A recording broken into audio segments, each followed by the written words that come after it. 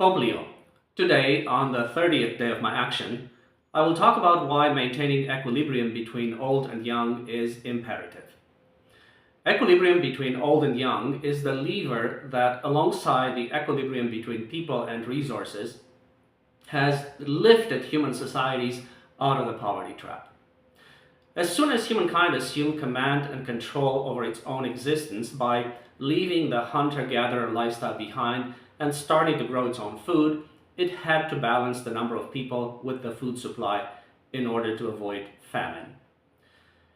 So long as there was land to expand into, humankind had only to slow down population growth to match its ability to increase food production. It did that primarily through infanticide and war, which solved the problem of an excess of young people. The harshness of life, privation, poverty, famine, and disease kept lifespans short, and that solved the problem of an excess of old people. Births and deaths were kept in balance by this teeter-totter of babies killed by human hand and elderly killed by nature's hand. Now that there is no land to expand into, since we have already taken dominion over the entire planet, and that the human population is twice as high as our planet can sustain, since we have multiplied without considering the consequences, humankind has to not only stop population growth dead in its tracks, but also reduce the global population to a level that our planet can sustain. Humankind is now forced to limit births and increase deaths, all by itself, to prevent famine and war and build and maintain enough prosperity across the globe to allow every human being a life of dignity and to enable the continuation of life on our planet for future generations. To climb out of the poverty trap, humankind killed 5.6 billion fetuses through abortion from 1945 until today, and prevented the conception of at least another 12 billion. It had to reduce the number of people born in order to be able to increase the quality of life for the living. And that is what we had to do when the primary population problem was that too many babies were being born. And this is what the developing world, where too many babies are still being born, has to continue to do. To prevent falling back into the poverty trap, humankind will have to kill at least 3 billion elderly through euthanasia from today until the end of this century. We have to reduce the lifespans of the living in order to be able to preserve the quality of life for the unborn. And this is what we have to do now, when the primary population problem is that there are too many old people living for too long for the few young people who were allowed to be born to be able to support them. This is the predicament of the developed world, where too few babies were allowed to be born in order to build prosperity, and now too many old people are alive in order to preserve prosperity. Nature no longer kills the old for us. Advances in medicine, sanitation, food preservation, and water purification have extended human lifespans from 32 years in 1900 to 74 years today. And because mankind has killed far too many babies far too fast, it has caused a structural imbalance of the population, in the sense that now there are too many old people and too few young people to support the old. Remember the inverted population pyramids. In a society governed by earth angels according to the tenets of sanctum, it would have never come either to numerical population imbalances, thus to overpopulation, or to structural imbalances, thus to more old than young people, because births and deaths would have been kept in balance with mathematical precision through behavioral changes and legislation. We are now facing both of these existential problems because civilization is governed by monkey men. Governments by monkey men governments according to monkey men religions. The reality is that we live on a finite planet, and resources always have been and always will be limited, which is why they must be managed wisely by employing them where they can yield the most beneficial results. Any waste of resources results in human suffering and imperils our very existence. As such, the old must never deprive the young of precious resources, be they natural, human, or financial in nature. The old must always sacrifice for the young, and during times of existential crisis, the young must be saved by sacrificing the old. We are now facing such an existential crisis as a result of our success as a species, which has allowed us to take dominion over the entire Earth, and our failure as a civilization for not preventing overpopulation and not preempting the aging of the population. Since we have long reached and recently exceeded the planet's ability to support us, henceforth no human being will live to the end of his or her biological life. Just as natural procreation has been stopped for centuries now, a natural lifespan must be stopped for all eternity. Henceforth, humankind has no choice but to keep births and deaths in perfect balance in a population that is perfectly balanced with the planet's finite resources. The old age dependency ratio can never again exceed 20%, which means that for every 100 working adults, there can only be 20 dependent elderly. To re-establish this lost equilibrium in the developed world, where this ratio has already reached 35% or more, all people above 75 years will have to be euthanized. The developing world can prevent this outcome by immediately limiting lifespan to 80 years. For the longer a government allows the old age dependency to grow unchecked, the lower the age for euthanasia will have to be to re-establish demographic equilibrium and prevent society from falling back into the poverty trap and from entering a downward demographic spiral that ends in extinction. However you slice it and dice it, limiting lifespan is incontestable. Before I start mentioning all the reasons why we have to limit lifespan, I just want you to take a quick look at this picture. Ignore the dates because they're not accurate, but by and large we're now in this situation where 4 working adults have to support one elderly couple. And in about 10 years' time, we're going to be in this situation where 2 working adults will have to support 2 retired people.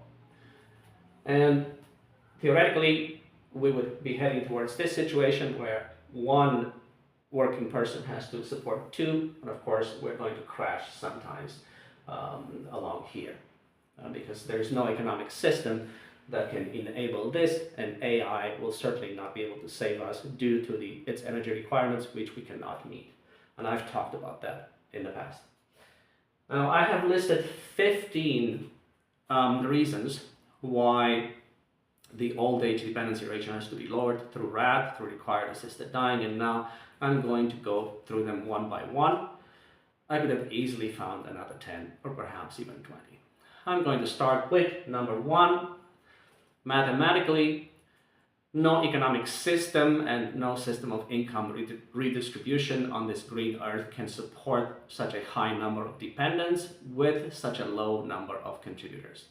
A lopsided ratio that now forces just 2 taxpayers to support 1 pensioner, an unbearable burden. But that in 20 years will force 1 taxpayer to support 1 pensioner, and in 40 years or faster will force 1 taxpayer to support 2 pensioners, which is of course a situation that we will never reach because society will collapse long before then. The current ratio is unsustainable, while that which awaits us absent euthanasia is suicidal for our species. Keep in mind that we started with about 30 working adults supporting 1 retired person. Number 2, ethically, the old have already lived full lives. It is now the turn of the young. The old cannot expect the young to sacrifice their lives for the old.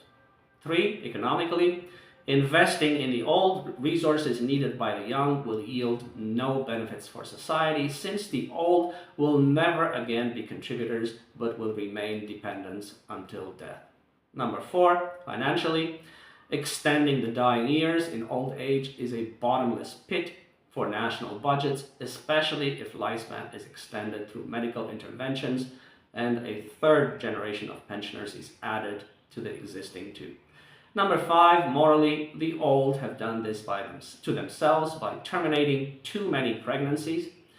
The old have aborted the unborn, and now the unborn are aborting the old. This is a classic case of cause and effect. Number 6, politically, the imbalance between old and young was caused by misguided governments using covert methods of sterilization that have resulted in the destruction of human fertility and the suppression of births too violently and too quickly without matching the reduction in births with an increase in deaths. 7, spiritually, the imbalance between old and young was caused by the stubborn refusal of spiritual leaders to allow the early and open adoption of contraceptives, abortion, and euthanasia in order to protect outdated doctrines and dogmas. Number 8, theologically, the old kill the young and in so doing have dug their own early graves, since there are not enough young to support the old. This is a classic case of divine retribution. The old have taken the innocent lives of 5.6 billion babies from 1945 until today, and now God will prematurely take the lives of all old people in return. Number 9, existentially, failing to bring the old age dependency ratio down to a sustainable level will plunge the developed world back into the poverty trap and cause a downward demographic spiral that will lead to mankind's extinction. 10, socially, the collective remission of the duty to reproduce can only be rectified by the collective punishment of shorter lifespans. 11, genetically, by refusing euthanasia, people force governments to poison the entire population into morbidity and mortality, thus causing population-wide damage, especially to the most vulnerable members of society, children, which will further degrade the genetic and intellectual endowment of our species. Number 12, medically, by refusing euthanasia, people place crushing burdens on the medical system, depriving all other age cohorts of adequate medical care with dire results for public health. Number 13, legally, better that everyone sacrifices the last 5 to 10 years of their lives than that we all end up killing each other or force governments in the military-industrial complex to bastardize the rule of law and violate our fundamental rights and liberties under the pretext of manufactured crises that provide governments the opportunity to kill on the sly and thus with plausible deniability. Number 14, egoistically, there is nothing to be gained for the individual by extending old age and the dying years except suffering and pain, for those are the only gifts that old age gives. Furthermore, the longer we delay RAD's introduction, the lower the age will have to be. Number 15, altruistically, it would be selfish to expect the young to sacrifice their lives and children for the old. We must therefore selflessly sacrifice our last years of life to protect the lives of the young and to ensure the perpetuation of the species. Equilibrium between the old and young is therefore the first equilibrium on which the third tenet of sanctum, harmony between generations, depends. It is expressed in the following precept: the old must make room for the young, for that is nature's way. The first precept of the third sacred rule of sanctum is the primary lever by which mankind can re-establish equilibrium between the old and the young, preserve prosperity, prevent poverty, preempt social discord, and preclude demographic collapse.